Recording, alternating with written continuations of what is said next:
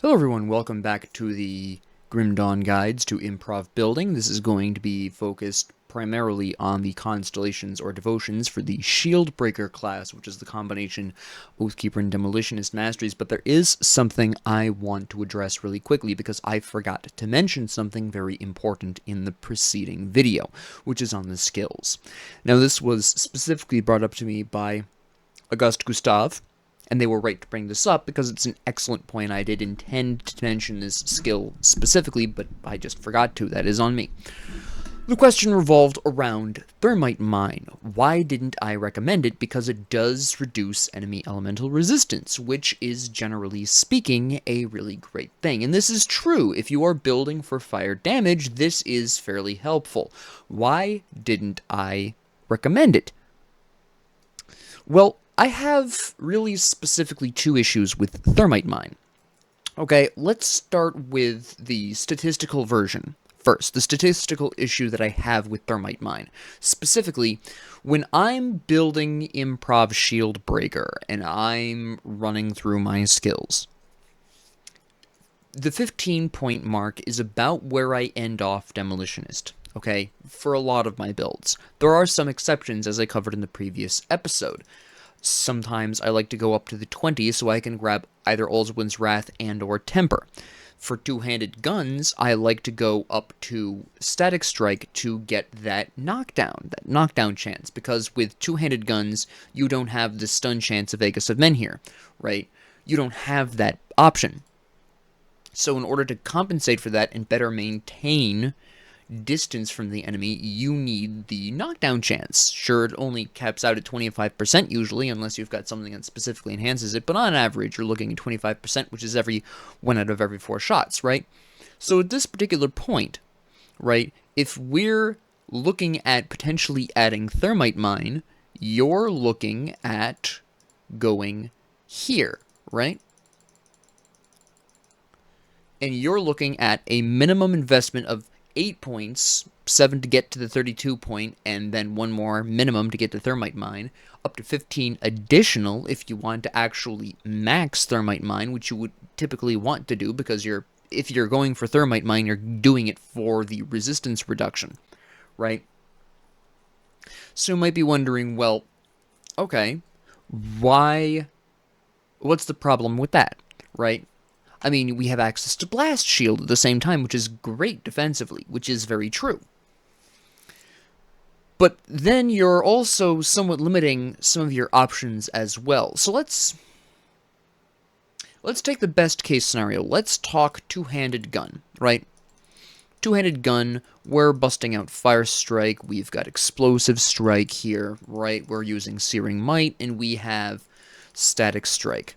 Alright, let's assume a fire-based build, because that's what you would want Thermite Mine for. So we're going to just go on ahead and go into Flame Touched here. Right, and then we're also going to be looking at not really a whole lot here. Obviously, we want Divine Mandate, and we want Guardian of Empyrean. We want Celestial Presence. Let's throw in Presence of Virtue here, just for kicks.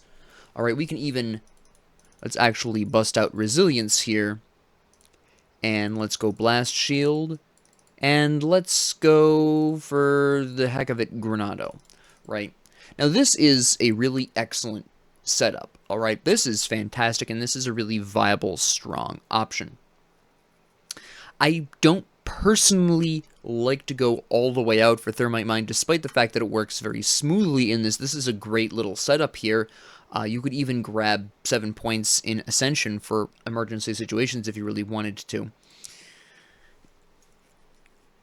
The problem I have is that Thermite Mines, when they explode, they're doing that damage continuously in that one area, and the resistance reduction doesn't really last that long after the enemy moves off of it. And with the more mobile setup that boss conflicts and hero conflicts are taking up with this most recent update, this is a little less consistent.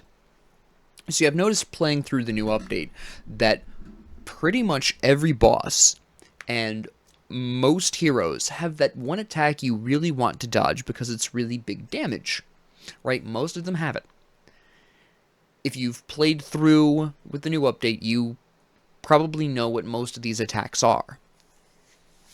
To use a really early example, on the off chance that you're worried about spoilers, the Slith guy in the well below Devil's Crossing, right, that you need to do for the quest there, he's got that blue rune that he lays down on the ground underneath your feet. That hits really hard, even in the early game, and you want to dodge out of that.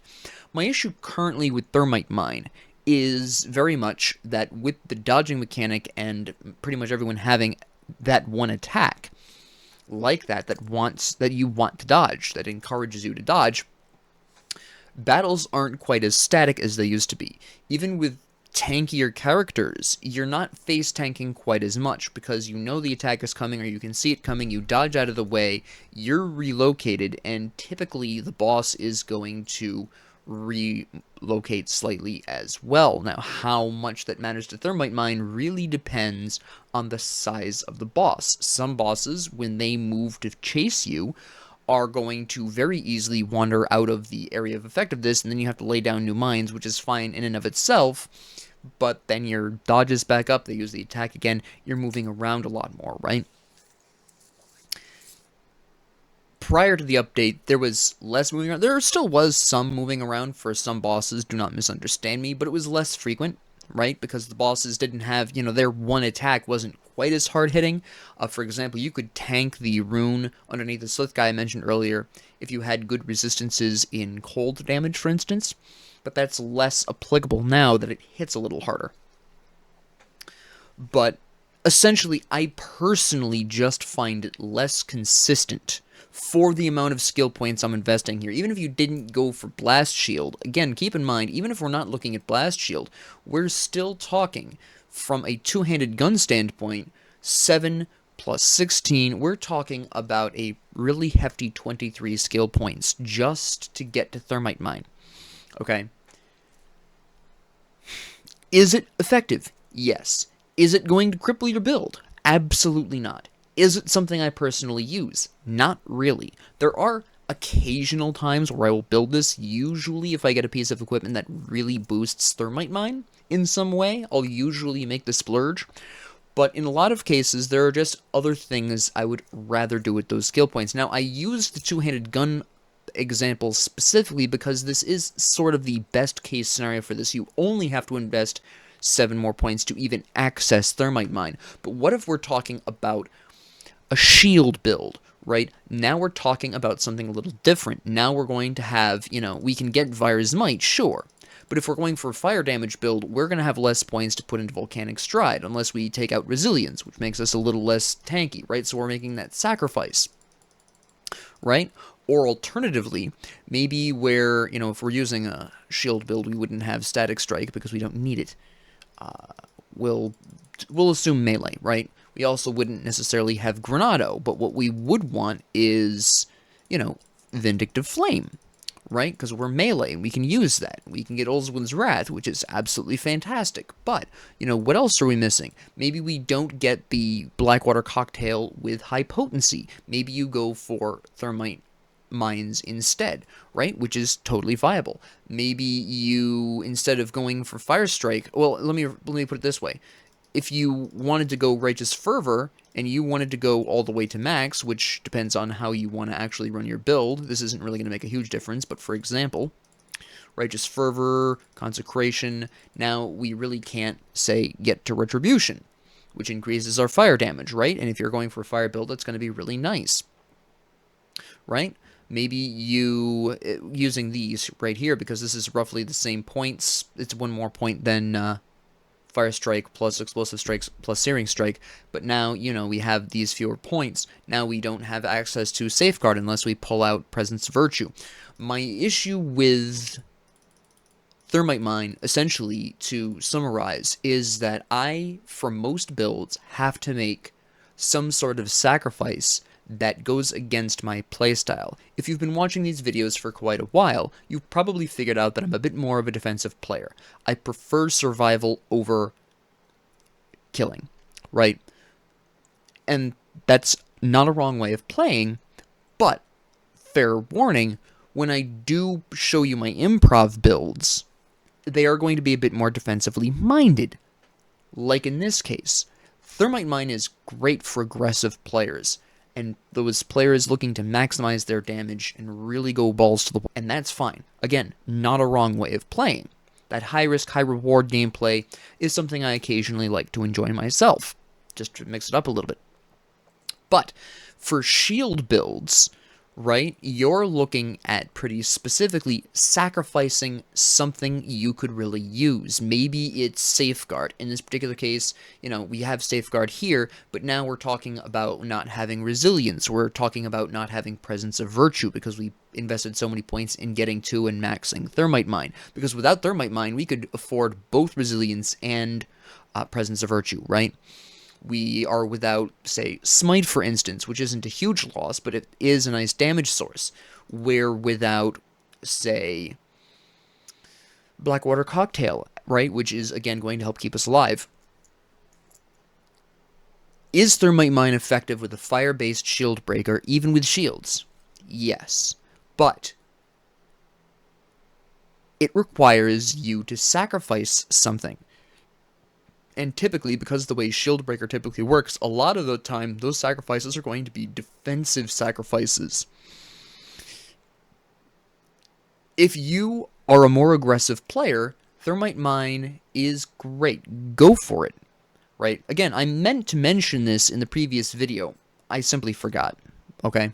That was totally on me. But, essentially, do I personally use Thermite Mine in Shieldbreaker builds? Not that often. Very rarely, in fact. Does that make it bad? No. It's just not how I personally prefer to play. I don't like to sacrifice defensive ability, increased durability, whatever, for more damage, even if that damage comes in the form of damage resistance reduction, right? Does this mean you shouldn't use it? Absolutely not.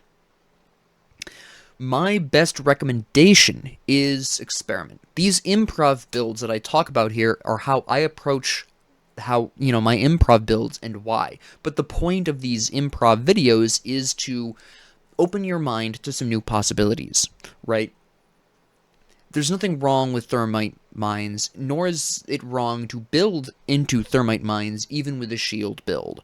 But you have to be aware that you are going to be making sacrifices to do so, because of how far away it is from a lot of the other skills you would typically want in such builds, right? But again, experiment, right? Absolutely, try it out, especially if you prefer the high damage builds, alright? Again, one final time, I meant to include this little segment in the previous video, I forgot, and I do apologize for that. That is a mistake on my part. That should have been discussed. That is absolutely relevant point. Okay, that is very much worthy of conversation, and the fact that it came up in the comments section indicates how important it is. It is important. It is important to talk about Thermite Mine in the context of a fire damage Demolitionist, right? Most builds involving Demolitionist should be talking about Thermite Mine. Alright, either why or why they are not going into it. For Shieldbreaker, very specifically, I just prefer the defensive skills. Again, I like Blackwater Cocktail over this. I like to grab Resilience instead, or Haven, right? Other stuff. But it is totally viable to build Thermite Mine. It, again, depends on your personal playstyle. Now, of course, I've already talked about shield with physical damage. That's basically just a repeat over from Oathkeeper, where you build up to Obelisk of Menhir, grab Hammer and Anvil, grab either the Owl or the Harvestman's Scythe, what have you, get to Olorun. That all still applies here, okay, if you're focusing on physical damage with shields. But what if you want to focus on fire damage with shields? Well, that's a bit of a different conversation. Okay, so let's start talking about it. So you want to run to red first and grab the Viper, alright, because he's going to give you that 20% reduced elemental resistance, which is basically a weaker version of what Thermite Mine is doing, but more consistent, which is why I prefer this over Thermite Mine. But again, the combination of the two is very powerful, okay, very powerful indeed. Obviously, you're reducing their resistances by twice over. That doesn't even include these celestial emissaries. That can get to a lot of fire resistance reduction very quickly, which incidentally is why the Shieldbreaker combo is, or the Shieldbreaker class is so popular for fire damage dealing. Alright, you can, between the Viper, the Thermite Mine, and the Celestial presence of the emissaries, you can reduce fire resistance by an absolute ton. Alright, let me actually take a brief moment to emphasize this and why it was so important for me to include talking about Thermite Mine in the previous video, but even though I forgot. Viper is 20% resistance reduction. Alright. Then we have the wrong class here. Then we have Thermite Mine. Let's just cap this up really quick. Alright. Now let's create a sample scenario. Let's say 100% resistance. Alright, so we have 100% resistance. Obviously that's going down by 0.2. Right? That makes sense. So we are left with 80% resistance left on that enemy. Now we, let's say, include the Thermite Mine damage. That is another 30% reduction, right? So now we go from 80% resistance that they have down to 56% resistance. Because remember, this is multiplicative, okay? I've probably mispronounced that. But we're looking at 50% resistance now at that point. And then let's go on ahead and include Celestial Presence, a further 25%, right? So then we reduce that down, and they're now down to 42% resistance, right? Which is pretty damn good. You're reducing their resistances by a total of 54% over the 3, because of course the first one procs, and then that new total, the 80%, is being reduced, and then that new total is being reduced by the 25%, right? But this is also why I don't tend to stack resistances quite this much, because each consecutive resistance reduction tends to be a little bit less powerful because it is multiplication, it is percentage based. We are talking about that impact being reduced as it goes on, because these are 3 separate effects triggering, okay? Which is also why I don't necessarily go that far out of my way for Thermite Mine. Can it be extremely strong? Yes, it can. But its impact isn't quite as high when you have access to so many other resistance reductions. And we haven't even factored in the infamous, the infamous Eldritch Fire here, which is another 23% resistance, okay? We absolutely can include that, right? That is specifically 23%. Sorry, I had a brain cramp really quick there. So we are looking at a grand total of the enemy, after all 4 of these resistance reductions happening, sitting at approximately 32% total resistance, down from 100%. Okay? Now, if the enemy has more than 100% resistance, that number changes. But we're talking about a baseline 100% resistance to fire, total immunity to fire, bringing it down. Again, it's just stacking too many of these resistances can reduce the total impact, and it's pretty easy to grab Eldritch Fire and the Viper on the way to Ulzuin's Torch. That's a real easy grab, especially if you're using a shield and you want the blue from Viper anyways, right, to get to the obelisk over here. That's easy. That's easy to smoothly transition in. The Celestial Emissary here, right, the Guardian of Empyrean, Celestial Presence, or whatever, this is something you will also have access to, because whether you're doing fire or physical damage as your primary damage type, you want Divine Mandate, which boosts both of those, and you'll want Celestial Presence because it reduces the resistance of both of those. So regardless, you want Celestial Presence, regardless of how you go. I don't care what wild and zany build you run with Shieldbreaker. The Celestial Presence is going to be useful to you, right? But you're not going to necessarily want to go out of your way for Thermite Mine for a physical build. If you decide to change from fire to physical, if you decide to do that, that is skill points you have to pull out, which isn't that difficult, but more importantly, it's the constellation points that you have to pull out, right? But generally speaking, again, I just want to reiterate, Thermite Mine, very strong, but there's so many other fire resistance reductions available to you, and stacking all of these mildly decreases the effectiveness of the next one. I don't generally go out of my way for Thermite Mine because, again, as I mentioned earlier, that is a lot of skill points I am devoting to Thermite Mine when I could be using those skill points instead to boost my damage to take advantage of the 2 or 3 resistance reductions that I am using. And usually I run 3. Okay, I don't normally exceed 3 resistance reductions for a given class. Not many classes have the ability to do more than 3 resistance reductions, and this is one of the ones that does. I just don't typically run it because it's a heavier investment for returns that aren't as high as they could be if I wasn't running some of these other things that are easier to get. Okay? But having discussed this, we have the Viper. We have our 20% elemental resistance reduction for our fire. Absolutely fantastic, right? We are trying to get here. Okay.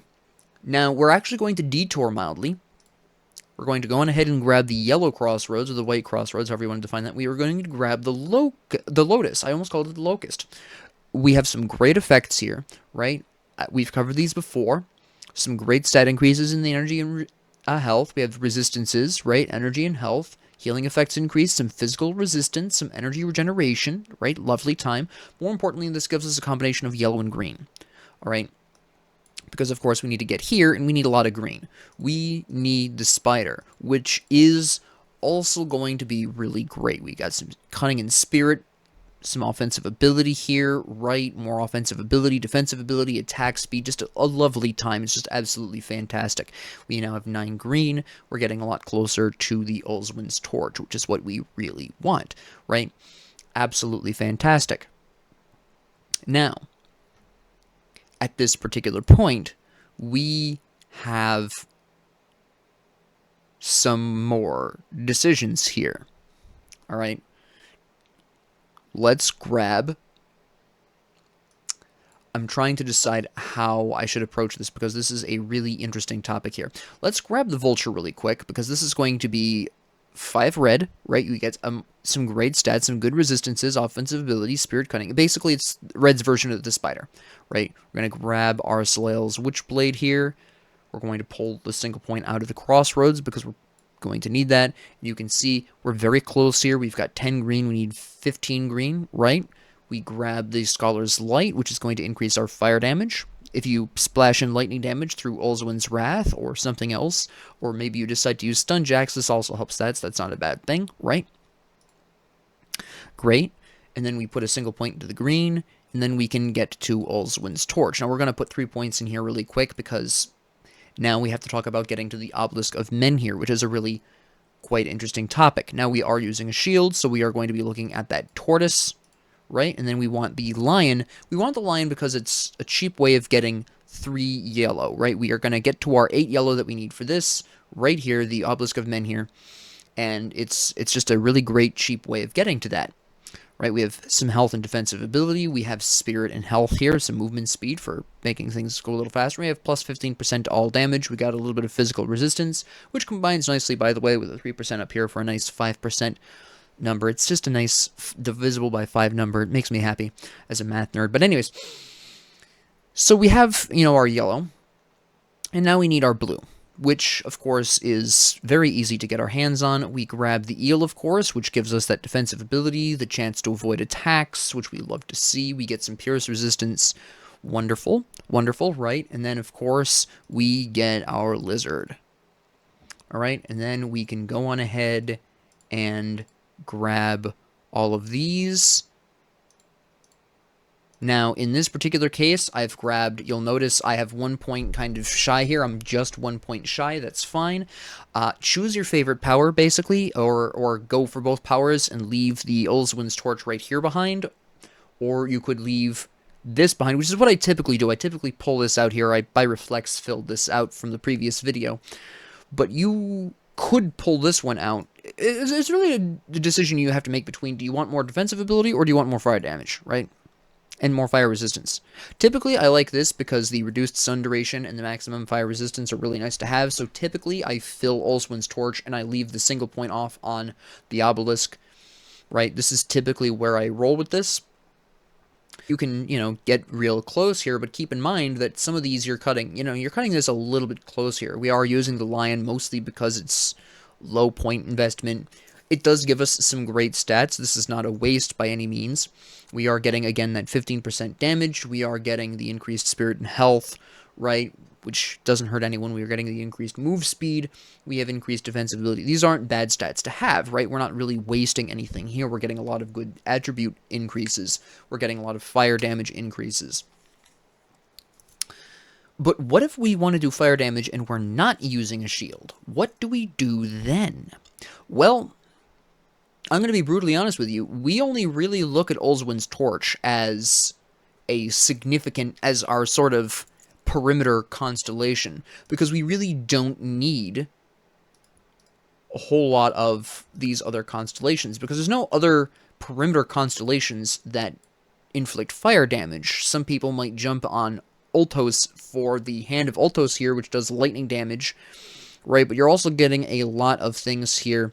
I mean, don't misunderstand me, you absolutely can, but as I talked earlier about, that's, again, even more resistance reductions on top of what we already were doing, right? And you're looking now at, what was it, like 30, I think it was 30, approximately 33, I might be slightly wrong, it might have been 32, but we're looking now at doing, you know, bringing their resistance down from 100% down to 26 if we're using every resistance reduction available to us.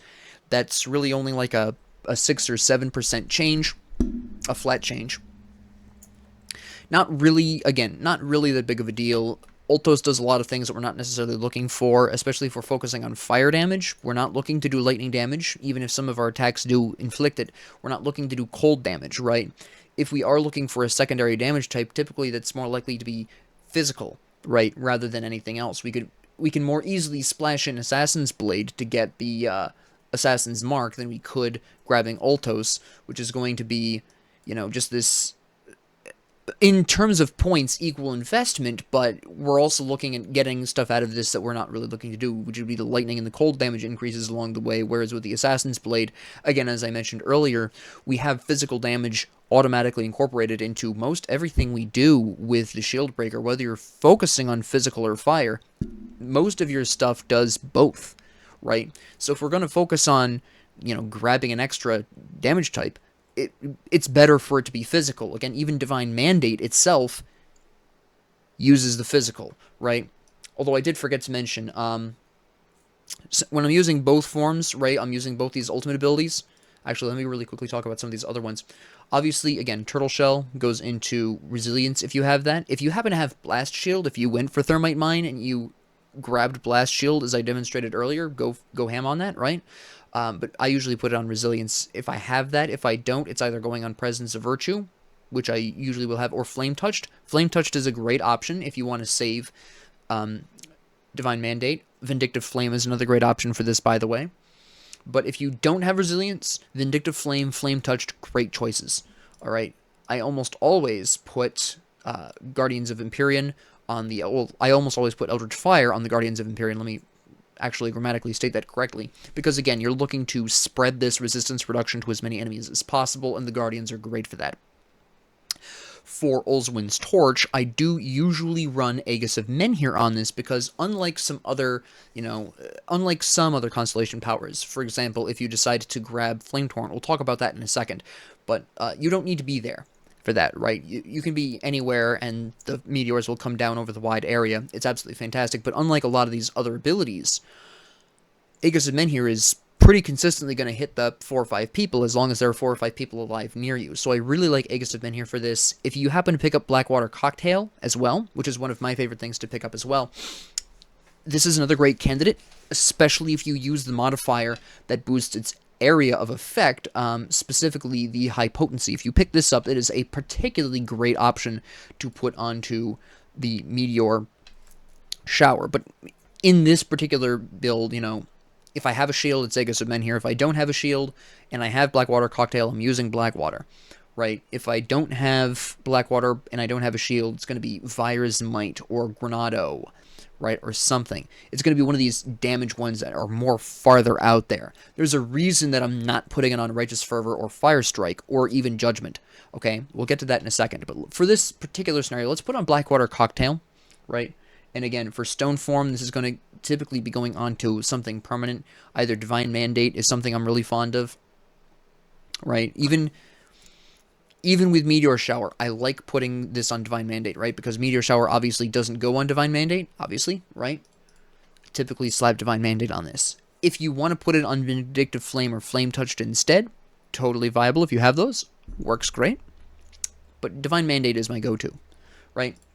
But anyways, we don't need any of this, so we are, in fact, going to be deviating. I'm going to temporarily put some points here into the Raven here, just so I can get the Lotus out of here, because obviously if you don't have a shield and you don't intend to use a shield, you don't need that. You don't need the Tortoise because you don't have a shield, and you don't need blue, so you're probably not running the Lizard. You still want the Viper, okay, just for that elemental resistance reduction. Again, still going to be useful. That's the third resistance reduction that I typically stick to, right? And now let's talk about the glorious no shield, pure fire, how do we burn the world? Well, if you're not using a shield, you're very likely using a two-handed weapon. That's the general assumption. Or you're using a single-hand weapon with an offhand, but it doesn't really matter, right? Regardless, we're approaching this the same way. Now, I've temporarily put these points into the Raven because what you would actually realistically want to do, obviously, is go for the Magi, because this is a ton of fire damage. You've got elemental resistance, you have energy regain, more fire damage, well, burn damage specifically. You've got attack and cast speed, some physique there, burn damage, fire damage, we have Fissure, okay? This is another one of those skills like Meteor Shower where it doesn't matter if they have to be next to you, that'll change. This I'll typically stick on, again, something a bit more ranged. If I have Granado, I'll be using that, of course. Again, Blackwater Cocktail, if it's not already being used for something else, a great option here. Judgment is a huge option if you happen to have that.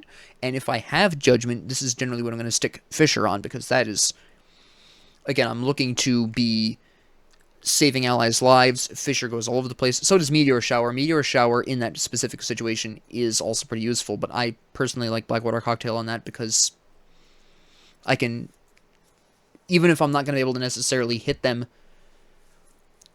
with the actual cocktail itself, I'm going to hit them with the huge area of fire that I typically have with high potency. Right? In this particular example, we're going to assign it to, Let's slap it on Virus Might. Let's do that for kicks. Actually, yeah, no, because I want to talk about some of the things. So now we can take out the Raven, right? Because we realistically would never want that normally, right? So we have the Magi. That's absolutely great, right? Another great source of fire damage is the Fiend, right? Yes, it does chaos damage, but so does Slail's Witchblade. Let's not fool ourselves here. This one is the one that I keep talking about being close range. This I always assign to whichever one of the two I have, Righteous Fervor or Fire Strike, because you need to be in melee range for these. Virus Might, as I debated earlier in my head, less than a minute ago, Virus Might is another decent option for this, okay, if you have it. But you're not necessarily always going to have Virus Might, but you're always going to have either Righteous Fervor or Fire Strike, because it's a waste not to have one of the two. In this example, I'm assigning Flame Torrent to Righteous Fervor, but again, if you have Strike, run that instead, obviously. Absolutely fantastic. But you'll see that we've got 12 points kicking around. Okay, what do we do with the 12 points? Well, first off, we can theoretically, now this does increase elemental damage, which is nice and all, but we can really go ham, right? We could theoretically reach for Messenger of War. This is a bit difficult because it requires some pretty specific maneuvering, okay? Specifically in terms of purple. But purple is easy to get your hands on. We can just go for the Quill here. Boom. Drop the Scholar's Light, and we have the purple here, and then we can just grab the Age-Old Lizard, right? And then we can just grab Messenger of War. Now this is fire retaliation damage, which means this is primarily going to be looking more at the melee builds. This is specifically to be very effective with Vindictive Flame. If I'm going for the Messenger of War, I am specifically slapping on Vindictive Flame here. You might be wondering, well, Professor, wouldn't this be really good with a shield build? And yes, it is. If you want to completely ignore Obelisk of Men here, and you want to go for a shield fire build, and you don't want to go through the whole rigmarole of getting to Obelisk of Men here because you just don't care for Stone Form, or you don't want the defensive stats of the Obelisk, Absolutely. Go for that fire retaliation build. Do it. This is fantastic. Do it with, an offhand. Do it with a shield. Do it with a melee two-handed weapon. It does not matter. It can work out really well. Okay, this is just a great time. You get a ton, absolute stupefying amounts of fire retaliation. You've got 120 here, right? You've got plus 60% to your retaliation damage. You've got some great stats here, which have nothing to do with retaliation damage. You've got 90 retaliation, 30% increase to all retaliation. You've got more fire retaliation here. And then, of course, Messenger of War. Every, 1/5 of the times when you're hit by a melee attack, you're busting out more fire retaliation. What's not to love? What's not to love? Combine that with Vindictive Flame, it's ugly. It's really ugly. This is great, by the way. What I typically run this with is Spin to Win. That's a good time. That's a magical time. You're spinning around, you're dealing damage, and you're busting out just obscene amounts of fire retaliation damage. I love this with Spin to Win. It's just a absolute rollicking good time, just absolutely glorious. Now, it's worth talking about the Hydra here, right? Because this is a ranged weapon. If you're going with a two-handed gun, you can go with this instead of the Magi. Or, alternatively, you can run this instead of... Typically, when I'm going to run the Hydra... if I'm running two-handed guns, let me actually be a bit more specific here. If I'm running two-handed guns, I'm obviously not going for Messenger of War, right? You're not going to be in melee combat by choice a lot of the time. In that case, I would drop Messenger of War, right? Because, again, ranged, not really retaliating, and go for the Hydra, right? Offensive ability move speed. You have plus 50% to all your damage. You've got plus 5% attack speed. You've got a bit of your attack damage converted to health, which it doesn't sound like a lot, and it really isn't, but it's still going to be noticeable with the two-handed gun. Don't expect it to save your life, but you'll notice the increase in health. And we have, of course, physical damage, which we really don't care about. We have physical damage, but more important, we have offensive ability and offensive ability on these, right? Just absolutely glorious. Okay, and then you can put a couple of points into, into the Kraken. Plus 50% all damage right here, right off the top in the first point, and then pick your tentacle. You want more attack speed? Pick this one, right? You want more... These are identical. I've never noticed that before somehow. You want plus 70% more to damage? Take this tentacle, right? You want plus 15% crit damage and physical resistance? Pick this tentacle.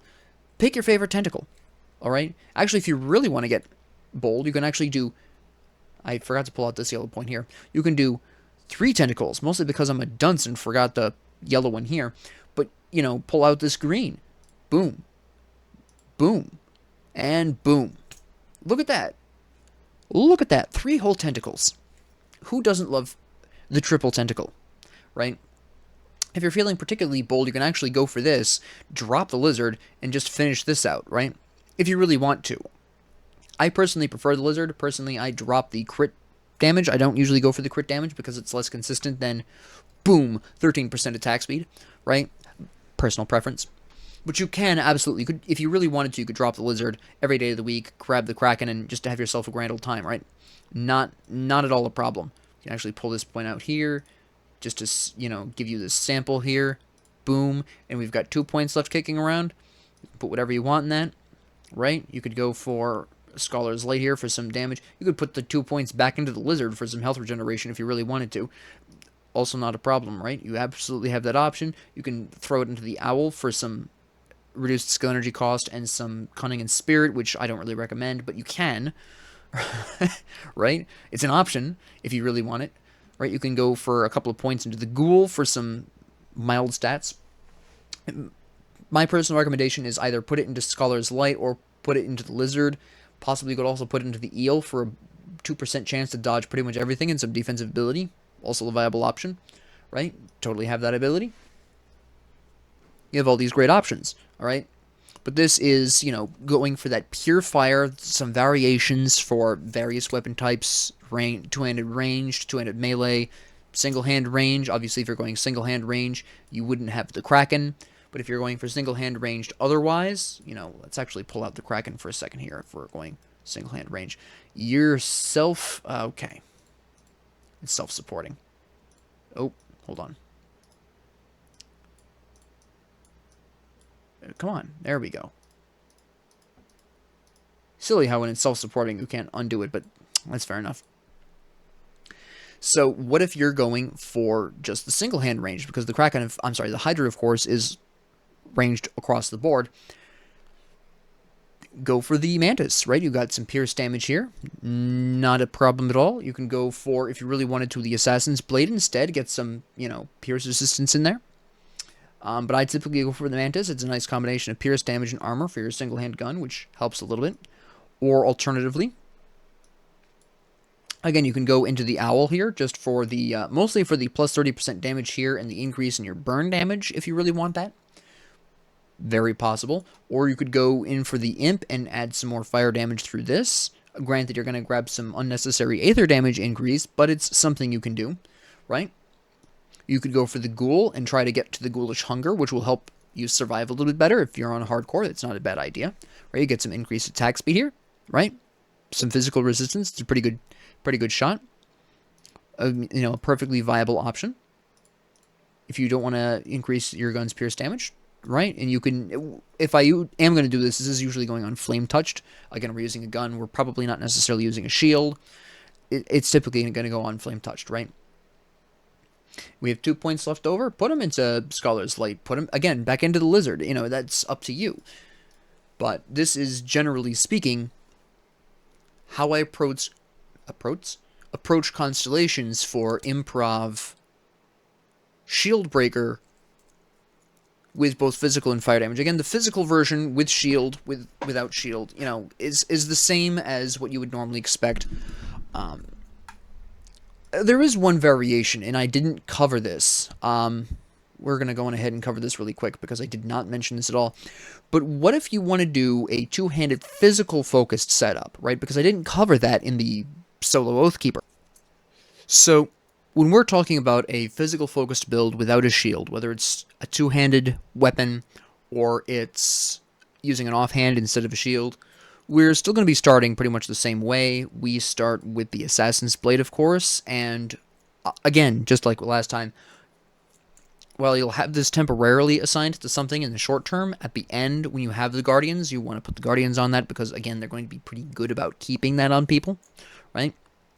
We still need some more yellow here for Olorin, right? So we want our Lion. Again, great stats, cheap investment. I also typically grab the Dryad here, okay, because she's offering you a lot of more defensive stats. She has this great Dryad's Blessing here, which is going to help keep you alive a little bit longer without the shield, right? You're losing that block chance, so let's replace it with some periodic healing.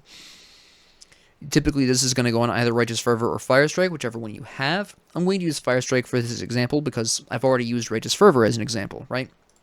Then, of course, we get our Hammer, we get our Owl, because even though we're not focusing on fire damage, we still have burn damage in the background. Again, most things do 2 different damage types. We also have internal trauma damage that we want to be increasing, so that's going to be really nice as well. Alright, and then we want the Empty Throne because it's going to give us some great resistances, some great defensive stats. We have slow resistance here, of course. We've got defensive ability, pierce resistance, chaos resistance, reduced stun, reduced freeze, aether resistance. You can see where we're very close to where we need to be for Olorin. Now, how you finish this up is going to... I recommend going for the Falcon, just because that is an increase in physical damage. Sure, it does bleed damage, but we're going to be ignoring that. I typically slap this on Virus Might, because usually I have Virus Might. Pretty fond of Virus Might on even non-shield builds. And then we can, of course, get to Olorin, right, which is just a lovely time. Absolutely. And then we just go right on ahead and put this on whatever you have left open, or if you want to replace the Falcons, that's fine too. In this particular example, let's throw it on Judgment, just as an example. But again, you can assign this to pretty much any of these that you happen to be using. If you're going Spin to win, I have Reckoning as a great choice, because everything we've talked about so far, Fire Strike or Righteous Fervor, you would still have Virus Might, you'd still have the Guardians. I have Reckoning as a great choice if you're looking for that physical damage spin to win, right? Lovely time. And then, of course, we have 18 points kicking around. What do we want to do with these? Well, that really does depend, because... Let me actually put it this way. Blue is going to do you a lot of good. Grab the one blue here, grab the eel, and now we have some interesting options. You can go for Olazad right now, right off the top, right? You can get some physical damage out of him, and that's going to be absolutely fantastic, right? physical damage. We got some health and aether resistance, health and chaos resistance, more physical damage, and we have Ulzad's Decree here, which is just absolutely fantastic. Again, what you want to stick this on is going to be totally up to you. I'm going to use Judgment in this example, but go ham with whatever you've got. But what you also can do is you can theoretically, if you're using a gun specifically, you can splash some points into Ezraka, because your gun is going to be doing pierce damage, right? So you can actually just go for the lizard, put a couple of points in Ezraka here. Not necessarily go for shifting sands, but you can get a lot of these other bonuses, or you can drop this right here, which is just defense speed and a little bit of attack speed, and go for the shifting sands anyways. We already have a lot of skills going on here, a lot of constellation skills, which is fine, but, you know, or alternatively, instead of running this way, if you are interested in doing something like that, you can instead go for the bull, which is going to give you the, of course, bull rush instead. And we can slap that onto, say, righteous fervor or what have you. Drop the dryad, right? It's basically you just use the bull instead of the dryad. You get the blue, and now you have these, 8 points left over, which you can easily use to cap Ezraka if you really want to, and you have 2 points left over. Another totally viable option. Okay? If you really want to go ham, you can also slap in some points into the stag instead of the lion, but that's a little bit harder to manage because the bull here is already pushing your luck a little bit with that. You can see where we're, just barely at 8 here. We have 7 needed here. We have 6 needed here. So that's, really pushing your luck, but it is totally possible to do. Let me actually prove that it's totally possible to do, just so you have the example, because the stag, of course, does physical damage. Right, we have some physical damage there, we've got some bleeding, and we can drop the lion, and then we can still get all of Ezraka if you really want to. You could also, by the way, if you really wanted to, I'm choosing Ezraka here as an example because she's what I go for with guns. If you don't have a gun, or if you just prefer to do so instead, let's throw my Aegism in here. No, not Aegism in here. Let's put Blackwater Cocktail for kicks. You probably wouldn't have Blackwater Cocktail, but just play along. You could also equally likely go for the Unknown Soldier. Of course, you wouldn't be having the stag, you would have the lion, but you could go for the Unknown Soldier as well. Basically, it's physical and bleed increases instead of physical and pierce. Again, the primary goal here is for that physical damage, and these are a lot of physical damage increases, which is, really great. But, whether it's Unknown Soldier, whether it's Ezraka, you've absolutely got Ulzad here, which is fantastic. You could go for the Harvestman's Scythe if you really wanted to. It gets you some purple and some blue, which is a really great, smooth transition in there, right? Because you only really need 8 for her. Let's be honest, the stag is overkill a little bit here. It's just, I just wanted to demonstrate that, hey, you can do this, right? But you could go for the Harvestman's Scythe. You could go for the Harvestman's Scythe instead of the Falcon if you really wanted to, because it's 3 purple here, 3 purple here. You don't need the green at all. Let's be really honest. So you could do that instead. You could do the Harvestman's Scythe. If you're planning on going for either the Unknown Soldier, or at the very minimum, even at a minimum, if you just want Ulzad, you would have the blue anyways. You could just grab Harvestman's Scythe instead of the Falcons. You can absolutely do that. Sometimes I do, sometimes I don't. It depends on if I need the skill. If I need a skill open for some better skill, like if I'm going to be using Ezraka, I may not necessarily go for the Falcon. I may want to use specifically Virus Might with the Shifting Sands, in which case I would want to have the Harvestman's Scythe instead, as an example, right?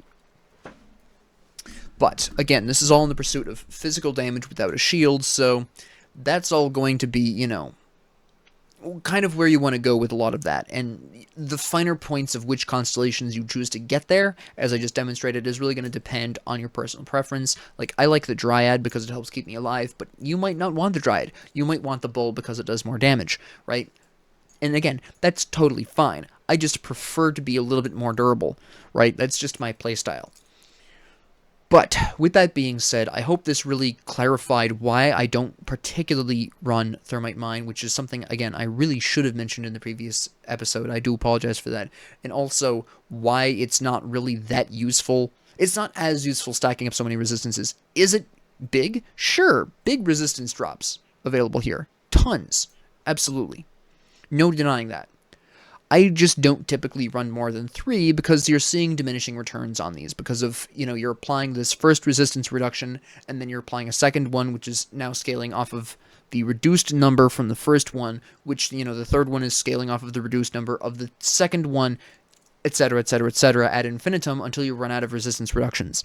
I just don't find Thermite Mine to be worth that much investment for not as much returns as I would like. Okay? But again, that's a matter of personal preference. I encourage you to experiment with it, try it out, see if you like it. Again, I find it a little bit more inconsistent with dodging and how dodging has changed how battles take shape now. But again, that might be a playstyle thing for me. But with that being said, thank you all very much for joining me. If you liked this, please like and subscribe. If you didn't, please ignore me. And if you have any comments, questions, concerns, ideas, suggestions, or requests, please leave them down in the comment section below. And thank you all very much for joining me, and have a great 24 hours.